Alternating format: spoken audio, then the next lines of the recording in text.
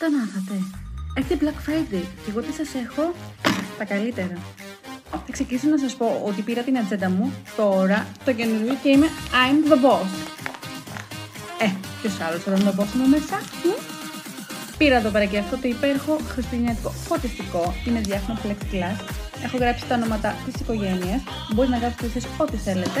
Έχετε εδώ πέρα και κοντρολάκι για να έχει πολλά φώτα, να το ρυθμίσετε εσείς σε ποια ένταση θέλετε. Γενικά είναι υπέροχο γιατί βγαίνει και μπορείτε να βάλετε άλλο. Δεν είναι τέλειο? Και για να μην παραπονιέται η γιαγιά, πήρα αυτή την υπέροχη κλούπα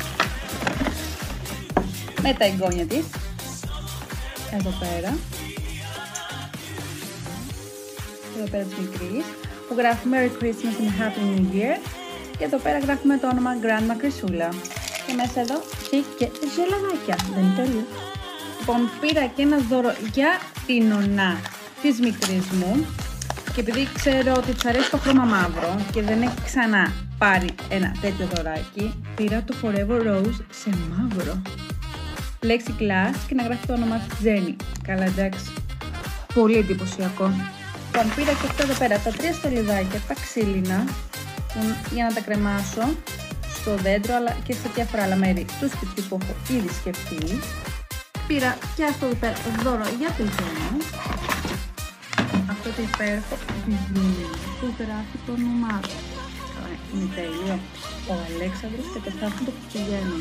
Είναι ένα βιβλίο που έχει μια ιστορία πολύ όμορφη και γράφει το όνομά του σε διάφορα στάδια του παραμυθιού. Εγώ έχουμε γράψει και την αφιέρωση. Γενικά είναι ένα πανέμορφο δώρο για τα παιδιά, για τα νύψια, για τα βαφτιστήρια. Απλά είναι υπέροχο.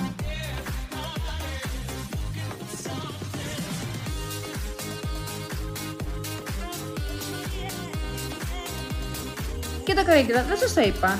Με αυτό εδώ πέρα το κωδικό θα έχετε discount σε όλο το e-shop της Mycona για να πάρετε ό,τι θέλετε για Black Friday και για Χριστούγεννα. Καλές σας αγορές!